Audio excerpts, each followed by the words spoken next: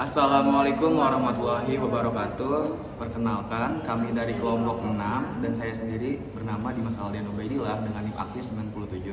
Dan saya Indi Sifatunisa dengan NIM akhir 80. Nah, kali ini kita akan mempresentasikan hasil jurnal kami yang berjudul Analisis Makna Ambiguitas Leksikal dalam Media Online melalui Pendekatan Semantik. Nah, yang pertama ada pendahuluan yang akan dijelaskan oleh Indi.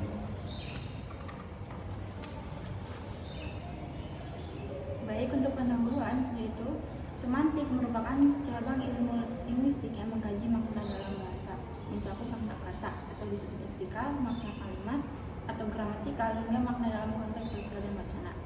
Dalam era media digital, penggunaan bahasa seringkali memunculkan ambiguitas leksikal, yaitu kondisi ketika satu kata memiliki lebih dari satu makna.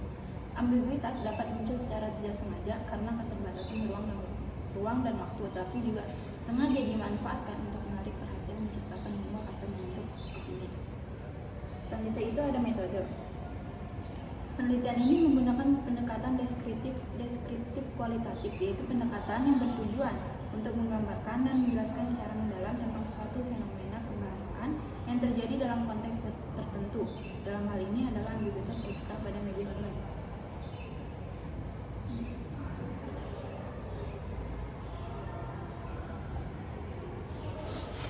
Sumber data dalam penelitian ini berasal dari teks-teks media online yang diakses secara publik, seperti artikel berita daring, caption Instagram, judul clickbait di media sosial, dan komentar publik di platform seperti Twitter atau X.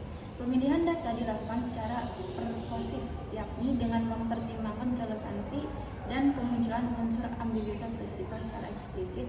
Artikel dan unggahan yang mengandung kata-kata atau frasa bermakna ganda dipilih sebagai bahan analisis. Teknik pengumpulan data dilakukan dengan metode dokumentasi, yaitu dengan mengunduh atau menyalin teks dari media online ke dalam dokumen kerja peneliti. Setelah itu dilakukan seleksi dan klasifikasi berdasarkan kategori ambiguitas leksikal seperti polisemi dan homonimi. Nah, jadi tadi pendahuluan dan metode. Selanjutnya ada pembahasan. Pembahasan itu terbagi jenis ambiguitas leksikal terbagi menjadi dua. Yang pertama itu ada polisemi. Polisemi itu adalah satu kata tapi banyak makna. Nah, yang kedua itu ada homonimi. Artinya tuh kayak kata dengan bentuk sama tapi maknanya berbeda. Nah, selanjutnya kita ada fungsi ambiguitas di media online. Nah, yang pertama tuh ada menarik perhatian pembaca, digunakan dalam judul clickbait dan slogan iklan. Nah, yang kedua tuh ada menyampaikan pesan tersirat. Nah, strategi dalam konten politik dan kritik sosial. Nah, yang ketiga tuh efek humor dan ironi. Nah, maksudnya itu kayak banyak ditemukan dalam meme dan komik strip gitu. Yang keempat ada membangun multi tafsir. Nah, menyebarkan opini tanpa menyebutkan langsung gitu. Nah, terus pembahasan juga ada konteks sosial dan interpretasi makna. Nah, salah satu temuan penting dalam penelitian ini adalah bahwa konteks sosial sangat berpengaruh dalam menentukan makna ambiguitas. Sebuah kata yang sama bisa dimaknai berbeda tergantung siapa membaca, kapan dibaca, dan dalam situasi apa dibacanya. Misalnya kata hilang dalam status berikut, kayak yang hilang biarlah hilang. Terus kalimat ini sangat terbuka untuk interpretasi, bisa dimaknai sebagai kehilangan benda, kehilangan seseorang, bahkan kehilangan jati diri. Nah, artinya ambiguitas bukan hanya urusan leksikal, tapi juga menyangkut aspek sosial dan psikolog pembaca. Ini memperkuat argumen bahwa analisis semantik tidak bisa dilepaskan dari pemahaman konteks wacana dan interaksi sosial yang melingkupi lebih jauh. Ambiguitas yang tidak dijelaskan secara eksplisit bisa menimbulkan minim informasi, terutama dalam berita-berita viral. Misalnya berita dengan judul polisi tertangkap basah di hotel bersama, terus titik-titik gitu. Tanpa melanjutkan bacaan, pembaca bisa saja langsung menyimpulkan hal ini negatif. Padahal isi berita bisa saja berbeda. Ini menunjukkan bahwa ambiguitas bisa digunakan sebagai alat framing atau pembingkai wacana tertentu yang mempengaruhi persepsi publik secara tidak langsung. Jadi kayak misalnya tadi kan contohnya tuh polisi tertangkap basah di hotel bersama titik-titik, tapi tidak ada lanjutannya. Tapi pembaca tuh udah tahu hal ini terjerumus ke negatif itu, walaupun tanpa membaca.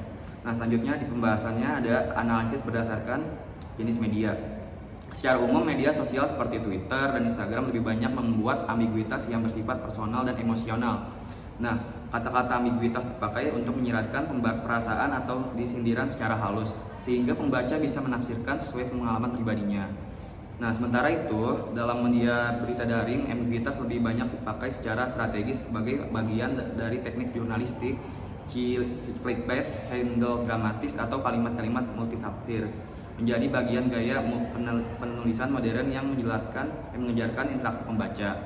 Dalam iklanan dan slogan komersial, ambiguitas dipakai sebagai alat kreatif untuk memperkuat kesan atau permainan kata. Misalnya kayak segarnya bikin nggak mau berhenti, kayak iklan itu.